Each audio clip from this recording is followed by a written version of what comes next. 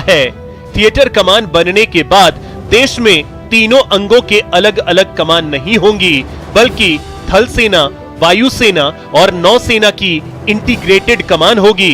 30,000 सैनिक, 400 पैराट्रूपर्स और 10,000 फीट की ऊंचाई से जंप। ये बताता है कि भारत किस तरह तैयार है। भारत अब सुरक्षित हाथों में है। तीनों सेनाएं, अर्धसैनिक बल और सुरक्षा एजेंसियों के साथ साथ जिला प्रशासन का सामंजस्य और आईबीजी की टीम तैयार की गई है। कोरोना ने स्वास्थ्य सुविधाओं के प्रति जिम्मेदारों को सोचने, विचारने और कुछ कर गुजरने के लिए मजबूर कर दिया। धौलपुर जिले के बाड़ी रोड पर बन रहा मेडिकल कॉलेज इस बात का ज्वलंत उदाहरण है। यहाँ 500 बेड के अस्पताल का निर्माण अंतिम चरण में है। मेडिकल कॉलेज का 30% कार्य एमबीबीएस प्रथम वर्ष के छात्रों के लिए अप्रैल 2022 तक पूरा हो जाएगा। जिला धौलपुर में 2022 में बड़े हर्ष का विषय मेडिकल की एमबीबीएस की 100 सीटें हम लोगों को मिलने की पूरी संभावना है, जिसके लिए उच्च अधिकारी ने हम लोग को निर्देशित किया है। धौलपुर के बाशिंदों को अब गंभीर बीमारियों के इलाज के लिए हायर सेंटर नहीं जाना पड़ेगा। इसके अलावा कोरोना की तीसरी लहर की आशंका के बीच धौलपुर जिला अस्पताल ने अपनी तैयारियां पूरी कर ली हैं। अस्पताल में कोरोना संक्रमितों के लिए 4 वार्डों में 152 ऑक्सीजन बेड तैयार हो चुके हैं।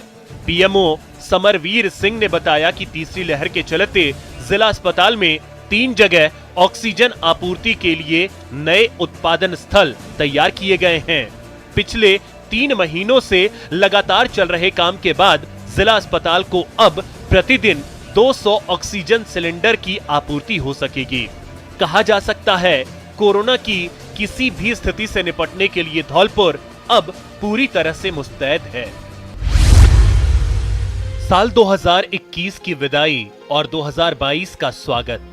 साल 2021 की कई यादें हैं, लेकिन कुछ यादें कभी नहीं भूलने वाली हैं। 2021 ने जीवन जीने की सबसे बड़ी सीख दी है। टोंक जिले में साल 2021 में चिकित्सा सुविधाओं में जो इजाफा हुआ, शायद 1 साल में पहले कभी नहीं हुआ। यहाँ जिला अस्पताल से लेकर सीएचसी और पीएचसी में न सिर्फ सुविधाओं में वृद्धि हुई, बल्कि संसाधन भी बढ़े। 200 बेड वाले जिला अस्पताल में सिर्फ 1 ऑक्सीजन प्लांट था। 2021 में अस्पताल में 850 बेड की सुविधा हुई। वहीं जिले भर में 4 ऑक्सीजन प्लांट चालू हालत में हैं, जो जिले के हजारों मरीजों को प्राणवायु दे सकते हैं। कोविड के कारण कई दुखद परिस्थितियां भी हुई, अनेक लोगों की कैजुअलिटी हुई और उन्हीं अनुभवों से सीखते हुए हम 2021 में अगर कोविड की तीसरी लहर आती है तो उसके लिए पूरी तरह से तैयार हैं। सिर्फ जिला अस्पताल में मिलने वाली सुविधा अब जिले के सीएचसी और पीएचसी पर मिलने लगी है। कुल मिलाकर कहें तो 2021 कोरोना को लेकर भले ही दुखद रहा हो, लेकिन टोंक जिला चिकित्सा विभाग की बात करें तो यहाँ बहुत सुविधाओं वाला रहा। वर्ष 2021 जाते जाते प्रदेश के मैनचेस्टर में निवेश के रास्ते खोल गया। जिला मुख्यालय पर आयोजित हुए इन्वेस्टमेंट समिट में देश भर से आए अलग अलग कंपनी के प्रतिनिधियों ने भीलवाड़ा के लिए करीब 170 एमओयू कर जिले में उद्योग को बढ़ावा देने के लिए लगभग 10,000 करोड़ का एमओयू किया है। जिले के लिए ये सबसे बड़ी खुशखबरी थी।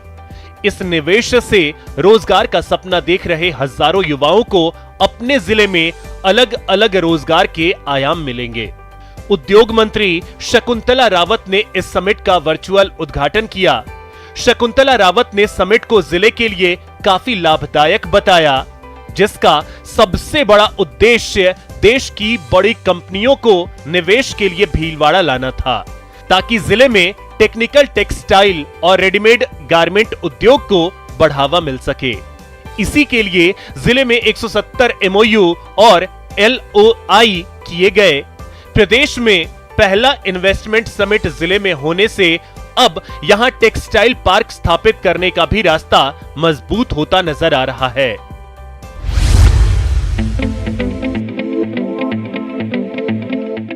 लक्ष्य न ओझल होने पाए, कदम मिलाकर चल।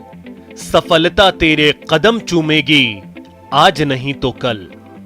चूरू के लाल देवेंद्र झाझड़िया के कमाल को जिले के बाशिंदे इस साल की सबसे बड़ी सौगात मानते हैं। जी हां, अपनी प्रतिभा के बूते देवेंद्र ने दुनिया के मंच पर प्रदेश और देश का मान बढ़ाया। एक छोटे से गांव झाझड़ियों की ढाणी, जहां पक्की सड़क भी नहीं है, उसी गांव के सपूत ने वो कमाल किया कि दुनिया देखती रह गई। इन्होंने वो कर दिखाया जो अब तक भारत का कोई दूसरा खिलाड़ी नहीं कर पाया। साल 2004 के एथेंस और साल 2016 के रियो पैरालंपिक में भाला फेंक प्रतियोगिता में गोल्ड मेडल जीतने वाले देवेंद्र ने इस बार टोक्यो में सिल्वर मेडल जीता। देवेंद्र का जन्म एक सामान्य बच्चे की तरह ही हुआ था। इनके माता पिता भी चाहते थे कि उनका बेटा पढ़ लिख कर एक बड़ा आदमी बने, लेकिन जब देवेंद्र झाझड़िया 8 साल के थे तब उनके साथ एक भयानक हादसा हो गया। दरअसल वह अपने गांव में एक पेड़ पर फल तोड़ने के लिए चढ़े थे, तभी उनका एक हाथ बिजली की तार से छू गया।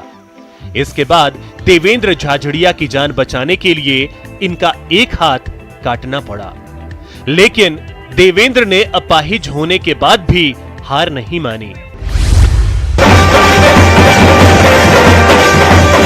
इस साल बाड़मेर की एक शादी सुर्खियों में रही।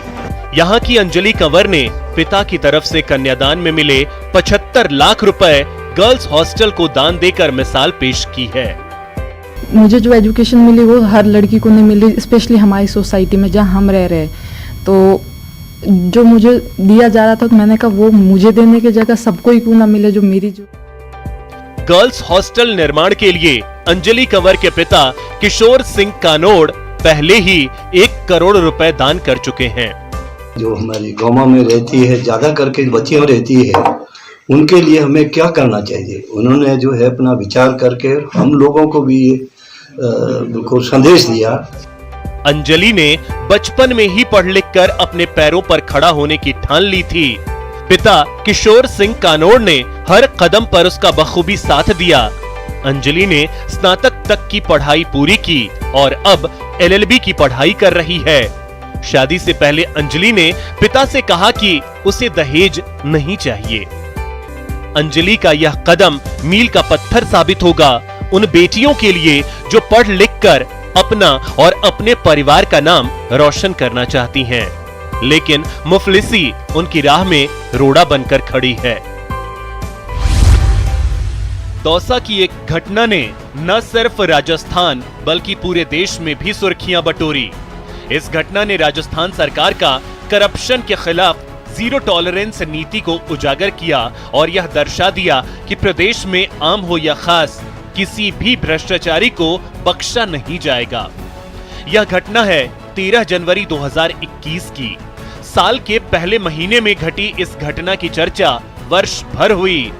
दरअसल दिल्ली मुंबई एक्सप्रेसवे निर्माण कंपनी से रिश्वत लेने के मामले में जयपुर ACB ने 13 जनवरी को बांदीकुई की तत्कालीन SDM पिंकी मीणा और दौसा के तत्कालीन SDM पुष्कर मित्तल को गिरफ्तार किया। इस दौरान पुष्कर मित्तल को 5 लाख की रिश्वत लेते हुए रंगे हाथों, वहीं पिंकी मीणा को 10 लाख की रिश्वत की डिमांड करते हुए गिरफ्तार किया गया। जांच के बाद 2 फरवरी 2021 को IPS मनीष अग्रवाल को भी ACB ने गिरफ्तार कर लिया। एक ही मामले में राजस्थान के 3 बड़े अफसर सलाखों के पीछे पहुंच गए। इसी मामले में कुछ दिन बाद मनीष अग्रवाल के एक और दलाल को भी ACB ने गिरफ्तार किया। राजस्थान में मैं समझता हूँ सबसे अच्छा काम एंटी करप्शन डिपार्टमेंट कर रहा है, राजस्थान में कर रहा है, और सरकार की मंशा रोके कैसे, उसमें आप बताइए, बड़े बड़े अधिकारी हमारे पड़े जाते हैं। साल 2021 जहां पूरी दुनिया के लिए कोरोना महामारी के रूप में अभिशप्त जैसा रहा, वहीं इसने स्वास्थ्य के प्रति सरकार और समाज को सोचने और उस पर काम करने के लिए भी विवश किया। इसी बहाने स्वास्थ्य सुविधाओं को भी विस्तार मिला। बांसवाड़ा का महात्मा गांधी अस्पताल इकलौता हॉस्पिटल होता था जहां सभी प्रकार की सुविधाएं होती थी।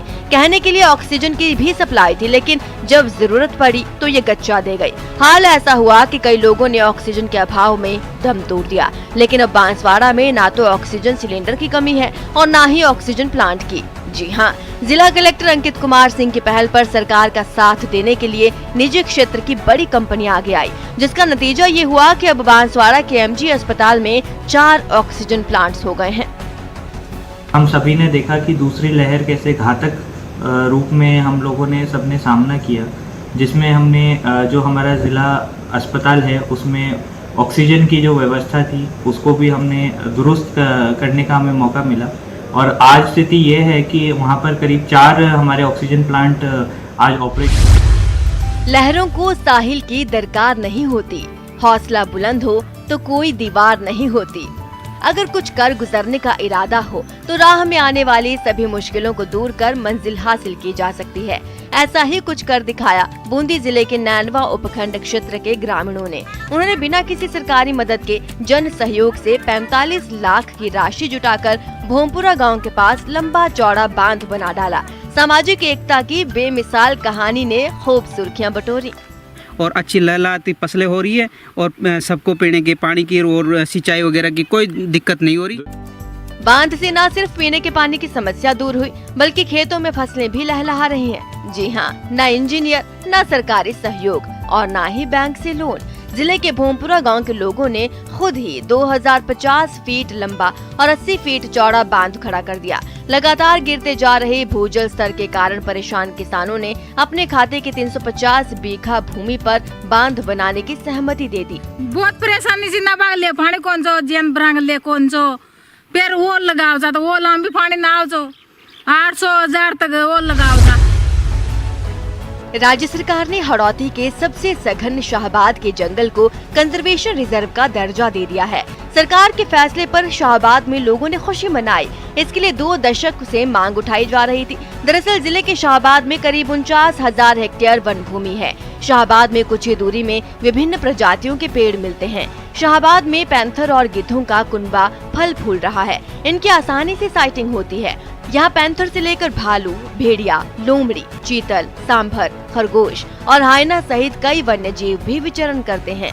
शाहबाद कंजर्वेशन रिजर्व घोषित होने से जिले में वन संपदा और वन्य जीव संरक्षित होंगे। साथ ही जिले में पर्यटन भी बढ़ेगा। इससे जहाँ क्षेत्र का विकास होगा वहीं स्थानीय स्तर पर रोजगार के नए अवसर मिलेंगे।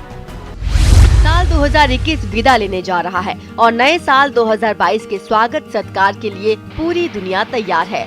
भारत पाक अंतर्राष्ट्रीय सीमा पर स्थित मरुधरा का सरहदी जिला श्रीगंगानगर साल 2021 में एक खास वजह से सुर्खियों में रहा। राजस्थान राज्य विद्युत उत्पादन निगम के Suratgarh super critical thermal power station में नया अध्याय जुड़ा। इस परियोजना की 660 मेगावाट क्षमता की 8वीं इकाई को चालू कर सफलतापूर्वक विद्युत उत्पादन शुरू किया गया। सूरतगढ़ कोयला थर्मल पावर प्रोजेक्ट में 8वीं यूनिट जो super critical thermal power project के नाम से विख्यात है, इसको कोयले से सिंक्रोनाइज करके 660 मेगावाट बिजली का उत्पादन शुरू कर दिया गया है। नए साल 2022 में उम्मीद की जानी चाहिए कि श्री गंगानगर के सूरतगढ़ थर्मल पावर प्लांट की सभी 8 इकाइयां फुल कैपेसिटी के साथ बिजली का प्रोडक्शन करेंगी ताकि मरुधरा वासियों को नए साल 2022 में बिजली की किल्लत का सामना न करना पड़े।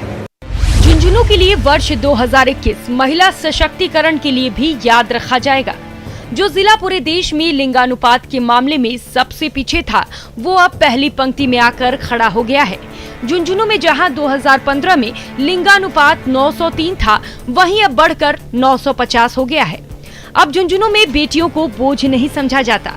मरुधरा की इस धरती पर अब बेटियां पैदा होने पर गालियां नहीं बल्कि थालियों की आवाज सुनाई देती है।